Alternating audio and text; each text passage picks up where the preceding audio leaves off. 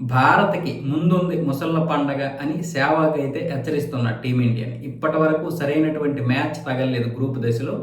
కానీ సూపర్ 8కి వెళ్ళిన తర్వాత చాలా మంచి పోటీ ఇచ్చేటటువంటి గ్రూపులున్నాయి. పోటీ ఇచ్చేటటువంటి టీంలున్నాయి కాబట్టి ఆ టీంలను ఎదుర్కోవడానికి భారత్ చాలా బలహీనతలనైతే చక్కదిద్దుకోవాలి. కవర్ చేసుకోవడం కాదు, చక్కదిద్దుకోవాలి వాటిని.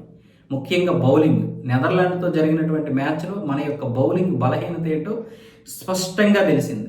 ఎందుకంటే అద్భుతమైనటువంటి మన బ్యాటింగ్‌లో 193 పరుగులు చేసిన మన బౌలింగ్‌లో 176 రన్స్ అయితే వాళ్ళకి సమర్పించుకున్నాం. ఇది ఆందోళన చెందాల్సినటువంటి విషయం. ఎంత బ్యాటింగ్ చేస్తామన్నది కాదు, బౌలింగ్ కూడా ఎంత కట్టడి చేయగలుగుతాం అన్నది మీద ఆధారపడి ఉంటుంది. ఎందుకంటే అభిషేక్ శర్మ కావచ్చు, లేకపోతే శివన్ దూబే కావచ్చు, ఇలాంటి పార్ట్ టైం బౌలర్లకి మ్యాచ్ ఇచ్చి క్లిష్ట పరిస్థితుల్లోకి తీసుకురాకూడదు.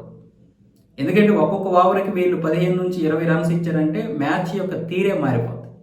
కాబట్టి బ్యాటర్స్ని ఏ విధంగా ఉంచాలో, బౌలర్స్ని ఏ విధంగా ఉంచాలన్నది ఇక టీం లీడరే చూసుకోవాలని సెహ్వాగ్ అయితే హెచ్చరిస్తున్నాడు. అది వాస్తవమే ఆయన మాట్లాడింది. ఎందుకంటే నిన్న నెదర్లాండ్లో జరిగినటువంటి మ్యాచ్లో ఈ ప్రొఫెషనల్ బౌలర్లు అయినటువంటి హర్షదీప్ సింగ్, బూమ్రా, అలాగే వరుణ్ చక్రవర్తి వీళ్ళు 9 ఓవర్లు కేవలం 53 రన్స్ ఇస్తే మిగతా ఇతర బౌలర్లు 11 ఓవర్లోనే వచ్చేసి 124 రన్స్ ఇవ్వాల్సి వచ్చింది. అంటే ఓవర్కి 11 కంటే ఎక్కువే ఇచ్చారు. సో ఇలాంటి పరిస్థితుల్లో మ్యాచ్ను ముందుకు తీసుకెళ్ళాలి, ఈ సూపర్ 8లో మనం ముందుకు వెళ్ళాలి, టీంలన్నింటినీ ఎదుర్కోవాలంటే బ్యాటింగ్తో పాటు బౌలింగ్ని కూడా చాలా చక్కదిద్దుకోవాలి అన్న విధంగా సెహ్వాగ్ మాట్లాడితే, దానికి కౌంటర్ అని కాదు, మామూలుగా సూర్యకుమార్ యాదవ్ ఏం చెప్పాడంటే, అంటే ఈ మంచు వల్ల మా వాళ్ళు రన్స్ సమర్పించుకున్నారు అంతే తప్ప మరొకటేమీ కాదు.